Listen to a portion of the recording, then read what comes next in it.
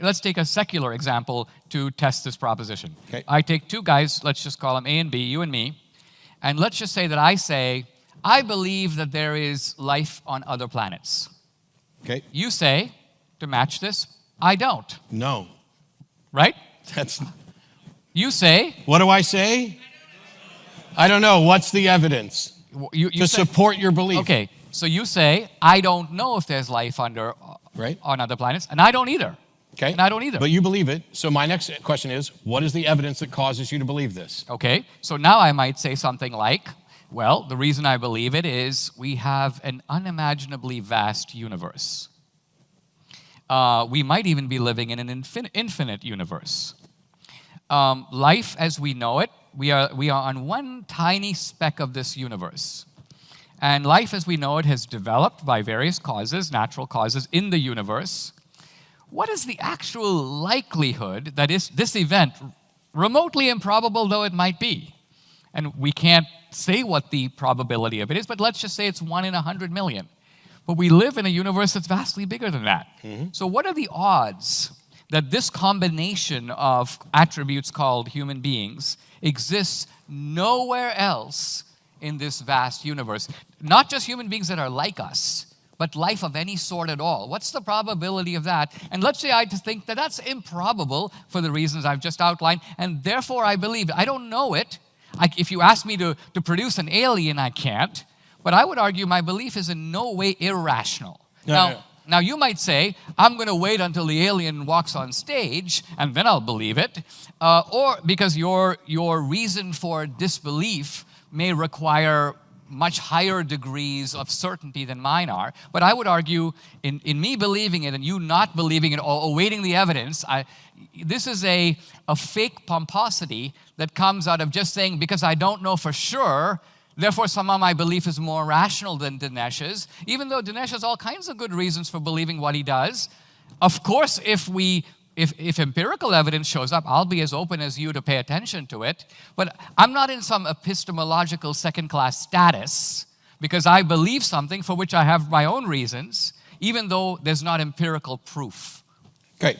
So the example that you gave, first of all, at some point, somebody can go back through this video and find the number of times that he says what my position is likely to be versus how many times I've tried to even attempt what your position is. I actually ask. So if you're just going to set up straw men, it's going to be really easy for me to knock them down. No, I mean, I'm sorry. Every time you do that, you say, you could say this. And here's the thing, the examples that you're talking about, we live in this vast universe, what are the likelihoods, what are the odds, right. All this stuff.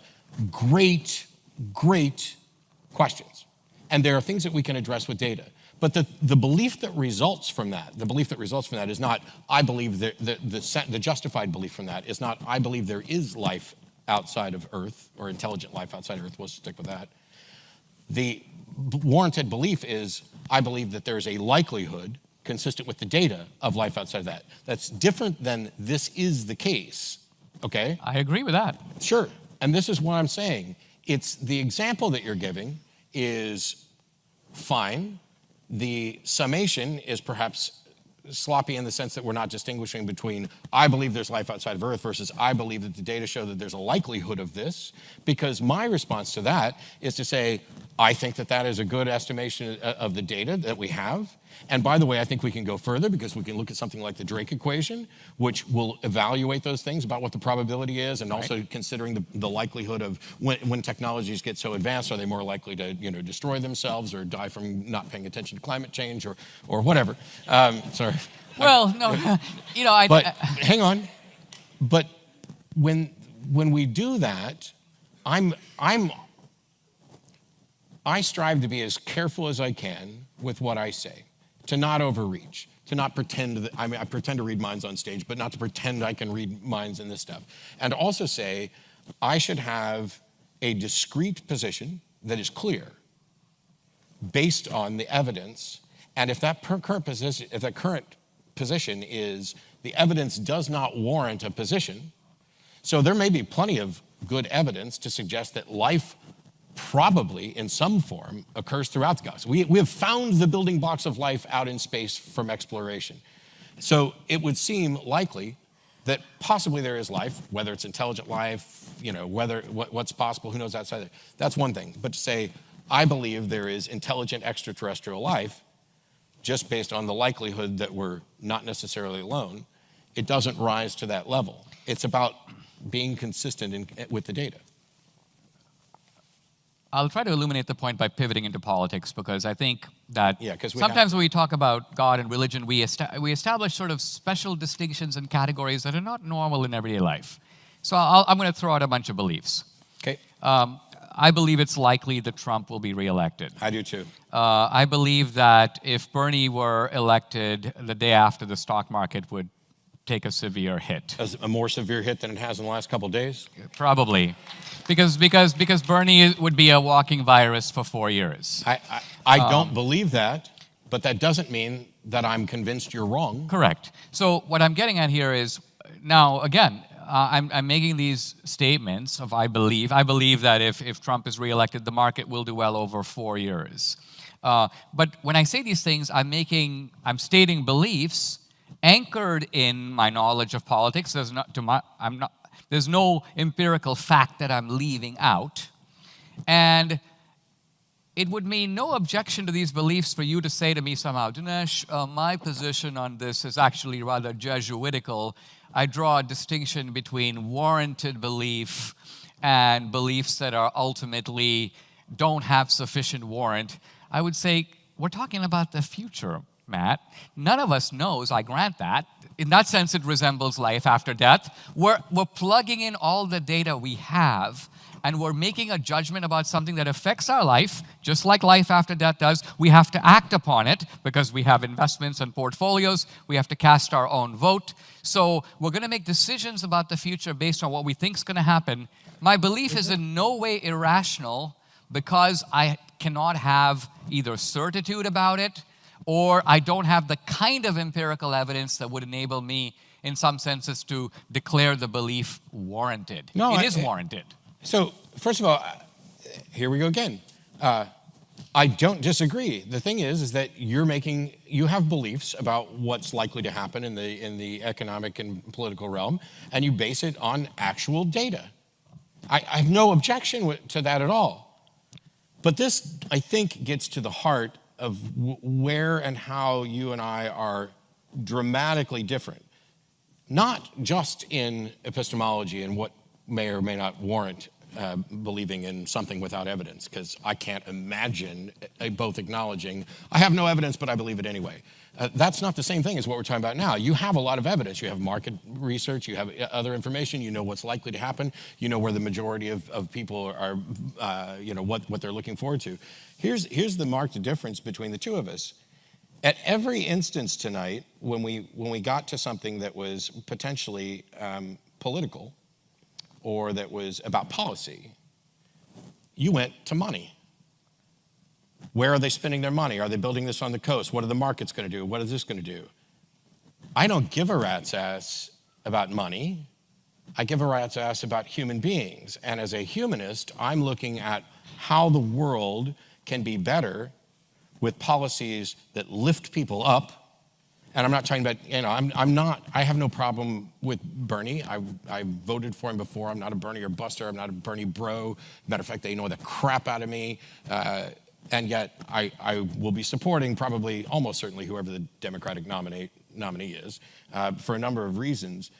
But I think the big one is I have a focus that is on human beings and doing whatever we can to lift people up and not to make rich people richer or to make markets just better so that we can say we made markets better. Because if the market goes nuclear and just it's not like we're not already the wealthiest country as it is, but if we all got, if we all got wealthier, if the United States market just went through the roof, I don't think we've lifted all boats. I think the gap in income, the gap in wealth, the gap in value of human beings is widening, and I don't think focusing on the market is the fix for that.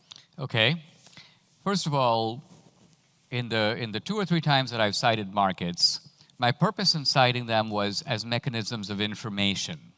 In other words, a market is a sign of how seriously people with money who have to put their money on the line take a piece of data, right? So I'm not using the market as the market is always right. I'm simply using the market as if people really thought this was going to happen, they would start moving their cash. And that's just a fact about people. Sure, right? I have agreed. Okay. If somebody really thought this is what the market was going to do, that's where they'd move their cash. Exactly. But what they think about the truth has no bearing on what the truth is. Just like the number of people who believe something, how strongly okay, they you believe said it, that. whether they're going to, Okay. that's not a thing. Now, you threw this contrast up between, you mentioned the issue of inequality. Yeah. And you said you don't care about markets, you care about people.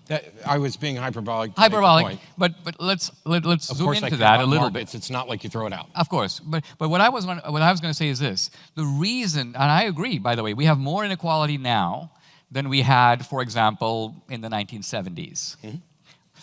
And it is true also that CEOs and entrepreneurs today make a lot more money as a multiple, let's say, of the average worker than they did in the 70s. The reason for that, I think, is because CEOs in the 70s didn't do a whole lot. If you were a CEO of Hewlett-Packard or Ford Motor Company, by and large, your job is organizational. You're an administrator. You say, I'll open a new plant over here, I'll do this over there. The entrepreneurs who have made gargantuan amounts of cash, I would mention, the obvious ones, even Bloomberg, but certainly Jeff Bezos, certainly Steve Jobs. The reason that they got so rich is precisely because they have augmented human welfare to such a gargantuan degree. Everybody who, people didn't even, normally we think of markets as responding, supply response to demand. But as far as I know, there's not one person in the world who wrote Steve Jobs and goes, you know what, take an ordinary phone, figure out how it can take photos, let's figure out how it can do email, texting, put all these features, and then get rid of the stylus, use your finger. Here's what I'm getting at. Apple built the phone before we knew we couldn't live without it. Sure. And everybody who put I money... can, though, because I'm on Android. Yeah, okay, fair enough. But what I'm getting at is everybody who made these people like Bezos and Jobs so rich did it happily by waiting in long lines in the Apple store because of great boosts in human welfare that they were able to create. So I would argue we're living in an entrepreneurial boom. Now, the last time this happened is in the era that progressives called the Gilded Age, but the Gilded Age is also the age of the telegraph, the car, the airplane. So that was actually the biggest communication revolution of all time. We're living through the second biggest one. And all I'm getting at is these are huge amounts of human welfare that have been created by entrepreneurs for which they're being rewarded voluntarily by people who are happy to pay $300 to get a phone. So where does the social injustice come from? Oh, okay. Who is Steve Jobs ripped off? How many phones does Steve actually manufacture? A lot. 0. Steve Jobs never manufactured a phone in his life. Well, Apple contracts, so what? I'm in agreement with you. Entrepreneurs, by all means. I mean, how many cars did Henry Ford himself personally make? Yep. I agree. The thing is, done by the assembly line. If we're going to determine how much, the invention itself is important. And there are certainly entrepreneurs who are as self-made as possible. However, that's not the sum total of wealth. And it doesn't mean that if I invent something and then have 25,000 employees, some of which I don't give a particularly good living wage to, manufacture those phones so that I can make as much money as possible off of my invention, that I'm actually doing something that is in the best benefit of society or that is boosting society. And you get to decide that. You, a magician, Sure I do. Sitting here, decide, here's a voluntary transaction. Well, let's elaborate the example so we can see capitalism in its pure form. Let's just say everyone in this audience has $10. So we live in a socialist utopia. We all have $10, okay? And then you stand up and do a magic trick, and you say, I'll do this magic trick if some of you would agree to pay me $1. Okay? And let's just say the 25 people in the audience said, we'll give you $1. So everybody else clears the room, you do the magic trick, they give you $1. Our perfect equality is now interrupted by inequality, right? Wait, what's the inequality? Because in that example, hold on. So I manufactured 100% of the magic myself. Correct. But here's the point. The point is that, well, you might have an assistant and you bought equipment and you might have bought that at cheap prices and so on. We'll leave all that aside. The main point is that the guy who gave you the $1 thought your magic trick must be worth at least $1. Yes, but I'm not complaining about the person who willingly gives Apple money for their phone. Okay, And I'm not, by the way, I'm not ragging on Apple or the iPhone or any of that. right. I'm saying, yes, there are entrepreneurs, and yes, there are people who justifiably go from nothing to immense wealth. I'm not objecting to wealth. I'm not advocating for an absolute equality where everybody gets $10 and that's all you're ever going to get. No, but you're stepping aside. Let's take Walmart. The ordinary guy who works in Walmart at the cash register makes $25,000 a year. That's the average pay at Walmart for a cash register guy. The managers at Walmart make about $200 grand. Now the family that owns Walmart makes a killing, as you know. Here's my question: who are you? These are people who voluntarily show up for work. They could go work at Target. They choose to work at Walmart. They could be at the cashier at Vaughn's or at Kroger's. They want to be at Walmart. They take the best job they have. There's an agreement between them and Walmart about how much to be paid. They should be paid for. All I'm saying is, where do you get to waltz in and say things like baseball players make too much? And I didn't say that. okay, or that Apple should be paying more money to its managers because Steve Jobs made more than they did. It's not because Steve Jobs made more than basically you're saying, where do I get off coming in when these people voluntarily work? Right. And so that if we can get them to work for $1.50 an hour so that they have to work 5 jobs and But pause here. Let's check the language. What do you mean by get them? I just let you talk on and on about it. Okay, go ahead. You're suggesting that who am I to say that it's a bad move for us to pay some people so little to pay a cash register worker $25,000 a year?